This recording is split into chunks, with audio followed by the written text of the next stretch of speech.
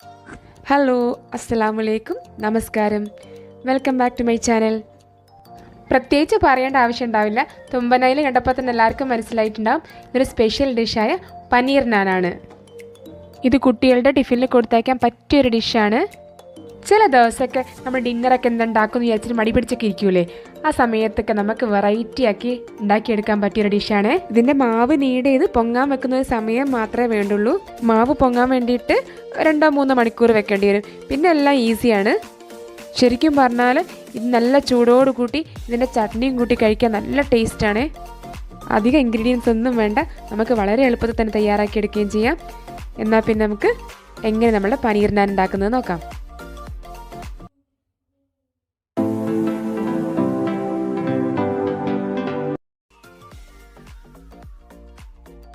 നമുക്ക് ഇതിൻ്റെ മാവ് തയ്യാറാക്കാൻ വേണ്ടിയിട്ട് കുറച്ച് വാം മിൽക്ക് വേണം.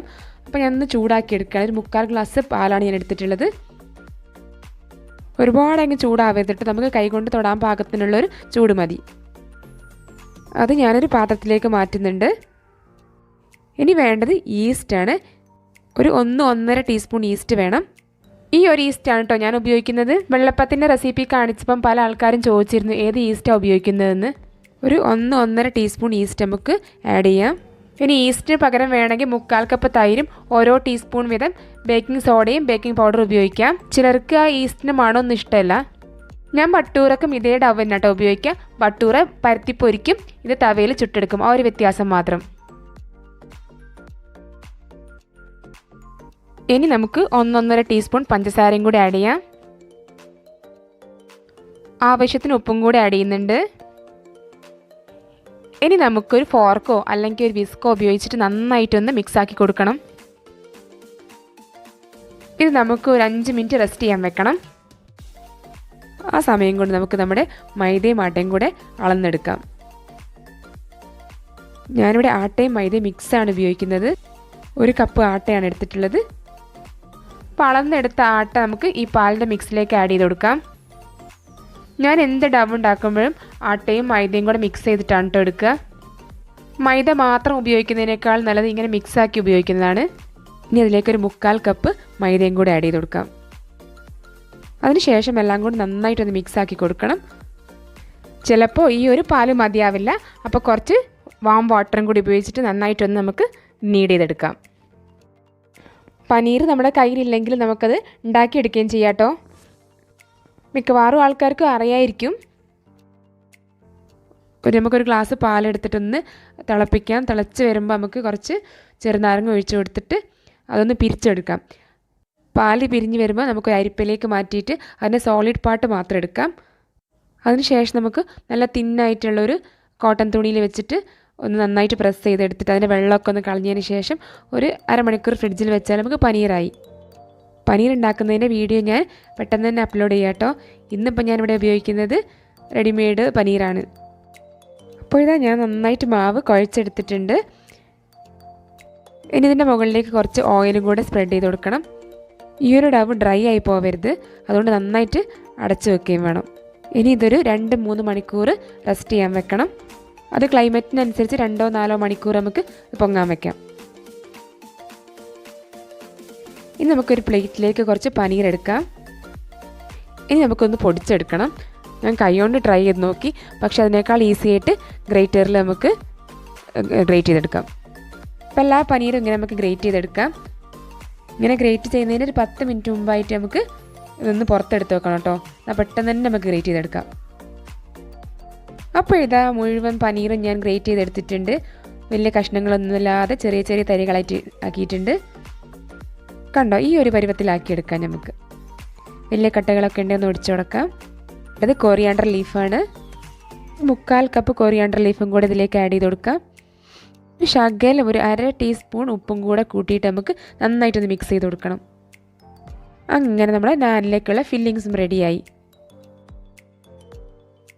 അപ്പോൾ ഏകദേശം 3 മണിക്കൂർ കഴിഞ്ഞപ്പോൾ നമ്മുടെ ഡവ് നന്നായിട്ട് പൊന്തി വന്നിട്ടുണ്ട്. ഇതുകൊണ്ട് തൊട്ട് നോക്കിയാൽ ഇങ്ങനെ ഞെങ്ങി വരും, കണ്ടോ. ജസ്റ്റ് ഒന്നുകൂടെ ഒന്ന് നീഡ് ചെയ്തെടുക്കണം. ജസ്റ്റ് ഒരു 2-3 തവണ ഒന്ന് നീഡ് ചെയ്തെടുക്കാം. അപ്പോൾ ഞാൻ മുഴുവൻ ഡബും ഇങ്ങനെ ബോൾസാക്കി എടുത്തിട്ടുണ്ട്. നമുക്കൊരു ബോൾ പരത്തിയെടുക്കാം. അപ്പോൾ കുറച്ച് പൊടി ഇട്ടിട്ട് നമുക്ക് സാധാരണ ചപ്പാത്തി പരത്തുമ്പോൾ തന്നെ നമുക്ക് പരത്തിയെടുക്കാം. ഒരുപാടങ്ങ് പരത്തി കനം കുറയ്ക്കൊന്നും വേണ്ട. നമ്മൾ സാധാരണ ചപ്പാത്തിൻ്റെ വലുപ്പത്തിൽ പരത്തിയെടുത്താൽ മതി. പിന്നെ നമ്മുടെ പനീർ ഫില്ലിങ് ഇതിലേക്ക് ഇട്ട് കൊടുക്കണം. അതിൽ നിന്ന് കുറച്ചെടുത്ത് നമുക്ക് ഈവൻലി സ്പ്രെഡ് ചെയ്ത് കൊടുക്കാം. ഇനി വേണ്ടത് ഇതിൻ്റെ സെൻറ്ററിൽ നിന്ന് സൈഡിലേക്കൊന്ന് കട്ട് ചെയ്ത് കൊടുക്കണം. മൊത്തം കട്ട് ചെയ്യരുത്. ഈ ഒരു ഞാൻ പരത്തിയതിൻ്റെ സെൻറ്ററിൽ നിന്ന് സൈഡിലേക്ക് അങ്ങനെ കട്ട് ചെയ്ത് കൊടുക്കാം. 2 ഭാഗമാക്കരുത് കേട്ടോ. ഇനി നമുക്കിതിങ്ങനെ റോൾ ചെയ്തെടുക്കണം. കോൺ ഷേപ്പിൽ നമുക്കിങ്ങനെ റോൾ ചെയ്തെടുക്കാം. കണ്ടോ, ഇതുപോലെ നമുക്ക് കോൺ ഷേപ്പിൽ റോൾ ചെയ്തെടുത്തിട്ട് ആ ഒരു മുകൾ ഭാഗം നമുക്കിങ്ങനെ ജോയിൻ ചെയ്യണം. അപ്പോൾ അതിന് ശേഷം നമുക്കിങ്ങനെ താഴേക്ക് പ്രസ് ചെയ്ത് കൊടുക്കാം. കണ്ടോ, ഇതുപോലെ. അപ്പം നമ്മുടെ നാനിൻ്റെ മിക്സ് ഇതിൻ്റെ ഉള്ളിലായിട്ടുണ്ട്. ഇനി നമുക്കിതൊന്ന് പരത്തിയെടുക്കണം. ഒരുപാടങ്ങ് പ്രസ് ചെയ്യരുത് കേട്ടോ. പ്രസ് ചെയ്യുമ്പോൾ പനീർ പുറത്ത് വരും. കുറച്ചൊന്ന് ശ്രദ്ധിച്ചാൽ മതി. നമുക്ക് നല്ല റൗണ്ടിൽ തന്നെ പനീർ പുറത്തൊന്നും വരാതെ നമുക്ക് നന്നായിട്ട് തന്നെ പരത്തിയെടുക്കാം.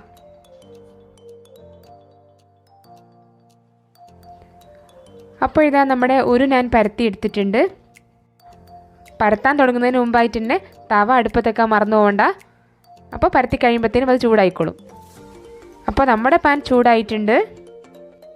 ഇനി പരത്തി വെച്ച നാനിതിലേക്ക് ഇട്ട് കൊടുക്കാം. ഇനി നമുക്കിതിൻ്റെ മുകളിലേക്ക് കുറച്ച് ബട്ടറോ അല്ലെങ്കിൽ നെയ്യോ ഒഴിച്ചു കൊടുക്കണം. ഇനി ഒരു 1/4-3/4 മിനിറ്റ് കഴിയുമ്പോൾ നമുക്കൊന്ന് മറച്ചിട്ട് കൊടുക്കാം.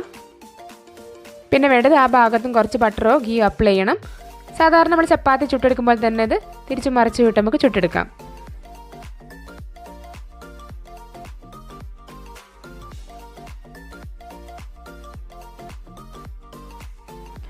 ഒരു മിനിറ്റ് നമുക്കൊന്ന് അടച്ച് വെക്കണം കേട്ടോ.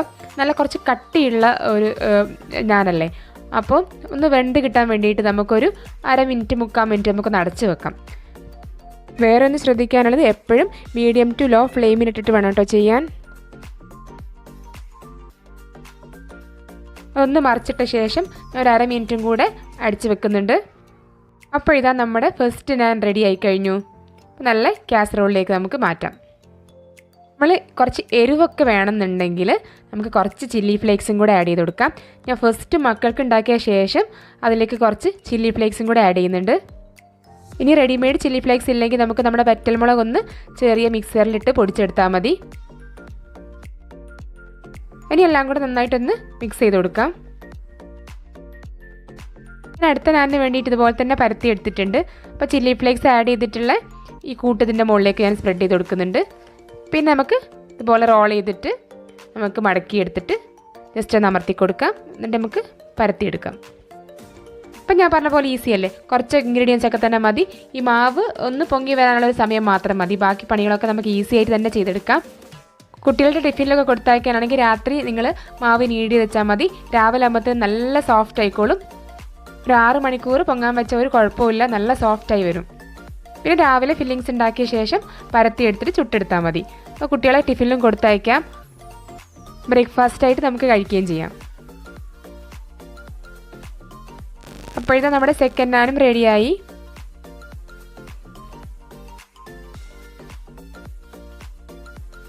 അപ്പോൾ ഇതിലേക്ക് കഴിക്കാൻ വേണ്ടിയിട്ടുള്ള ചട്നിയും കൂടി ഉണ്ടാക്കാം. അപ്പോൾ ഒരല്ലി വെളുത്തുള്ളിയും ഒരു ചെറിയ കഷ്ണം ഇഞ്ചിയും കൂടി ആഡ് ചെയ്തിട്ടുണ്ട്. അതിലേക്ക് നമുക്ക് കുറച്ച് സവാള ഒരു കുറച്ച് ഈ ഒരു അത്രയും സവാള നമുക്ക് ആഡ് ചെയ്ത് കൊടുക്കാം. പിന്നെ നമുക്ക് വേണ്ടത് കുറച്ച് കൊറിയാണ്ടർ മിൻറ്റ് ലീഫാണ്. കണ്ടോ, ഇത്രയും അളവിന് മതിയാവും. അതും കൂടെ നമുക്ക് ആഡ് ചെയ്ത് കൊടുക്കാം. ഇനി എരിവിനനുസരിച്ച് ഒരു 2-3 പച്ചമുളകും കൂടെ ആഡ് ചെയ്ത് കൊടുക്കണം. പിന്നെ 3/4 കപ്പ് തേങ്ങയും കൂടെ ആഡ് ചെയ്ത് കൊടുക്കണം. ഇനി നമുക്ക് ആവശ്യത്തിന് ഉപ്പും കൂടെ ആഡ് ചെയ്ത് കൊടുക്കാം. ഇനി നമുക്ക് വേണ്ടത് പുളിയില്ലാത്ത 2-3 ടീസ്പൂൺ തൈരാണ്. അതും കൂടെ നമുക്ക് ഇതിലേക്ക് ആഡ് ചെയ്ത് കൊടുക്കാം. എന്നിട്ട് നന്നായിട്ടൊന്ന് അരച്ചെടുക്കണം. കണ്ടോ, ഞാൻ നന്നായിട്ട് അരച്ചെടുത്തിട്ടുണ്ട്. നല്ല ഫൈൻ പേസ്റ്റ് ആയിട്ടുണ്ട്. ഇനി നമുക്കിതൊരു പാത്രത്തിലേക്ക് മാറ്റാം. അരയ്ക്കുമ്പോൾ കറിവേപ്പിലയും കൂടെ ആഡ് ചെയ്താൽ നല്ല ടേസ്റ്റ് ആവും. ഞാൻ ജസ്റ്റ് ആ മിക്സിൻ്റെ ജാറൊന്ന് കഴുകി ഒഴിക്കുന്നുണ്ട്. ഒരുപാട് വെള്ളമായി പോവരുത്. പിന്നെ 2 ടീസ്പൂൺ തൈരും കൂടെ ആഡ് ചെയ്തിട്ട് നന്നായിട്ടൊന്ന് ജോയിൻ ചെയ്ത് കൊടുക്കണം. ഞാൻ എല്ലാ തൈരും കൂടി ഇതിലേക്ക് ആഡ് ചെയ്യാണ്ടിരുന്നത്, തൈര് നമ്മൾ മിക്സറിലിടുമ്പോൾ നന്നായിട്ടൊന്ന് വെള്ളം പോലെ ആവും. ഈ 2 ടീസ്പൂൺ തൈര് നമുക്ക് പിന്നെ ആഡ് ചെയ്യുമ്പോൾ ആ ഒരു ചട്നിക്ക് നന്നായിട്ടൊരു തിക്നെസ് കിട്ടും. അതുകൊണ്ടാണ് ഞാൻ ആദ്യം എല്ലാ തൈരും ആഡ് ചെയ്യാവുന്നത്. ആദ്യം അരയ്ക്കുന്ന സമയത്ത് 2 ടീസ്പൂൺ തൈര് ആഡ് ചെയ്തിട്ടുണ്ട്. പിന്നെ അരച്ച് കഴിഞ്ഞതിന് ശേഷം നമുക്ക് 2 ടീസ്പൂൺ തൈരും കൂടി ആഡ് ചെയ്തിട്ട് നന്നായിട്ടൊന്ന് കട്ടയൊക്കെ ഒന്ന് ഉടച്ചെടുക്കാം. ഉപ്പൊക്കെ ഒന്ന് പാകമാണോ നോക്കിയിട്ട് വേണമെങ്കിൽ കുറച്ച് ഉപ്പും കൂടെ ആഡ് ചെയ്യാം. അപ്പോൾ നമ്മുടെ നാനിലേക്കുള്ള ചട്നിയും റെഡിയായി. ഇനി ചൂടോടുകൂടി തന്നെ ഇത് കഴിച്ചാൽ മാത്രം മതി. അപ്പോൾ നമ്മുടെ ഇന്നത്തെ സ്പെഷ്യൽ ഐറ്റം എല്ലാവർക്കും ഇഷ്ടമായോ? അപ്പോൾ ആരുടെയും കമൻസ് ഒന്നും കാണുന്നില്ല, സമയമില്ലാഞ്ഞിട്ടാണോ എന്ന് അറിയില്ല എല്ലാവർക്കും. അപ്പം നിങ്ങളെ സജഷൻസും കമൻസും ഒക്കെ അറിയിക്കാൻ മറക്കരുത്. നിങ്ങൾ ഇതുവരെ സബ്സ്ക്രൈബ് ചെയ്യാത്തവരാണെങ്കിൽ ദയവായി ഒന്ന് സബ്സ്ക്രൈബ് ചെയ്യണേ. അപ്പം നിങ്ങൾക്കിത് ഇഷ്ടമായിട്ടുണ്ടെങ്കിൽ ഫ്രണ്ട്സിനും ഫാമിലി മെമ്പേഴ്സിനൊക്കെ ഷെയർ ചെയ്ത് കൊടുക്കുക. അവരോടും എൻ്റെ ചാനൽ സപ്പോർട്ട് ചെയ്യാനും സബ്സ്ക്രൈബ് ചെയ്യാനും പറയാൻ മറക്കരുത്. ഇനി അടുത്തൊരു വീഡിയോ കാണുന്നവരെ എല്ലാവർക്കും bye bye. Thank you for watching.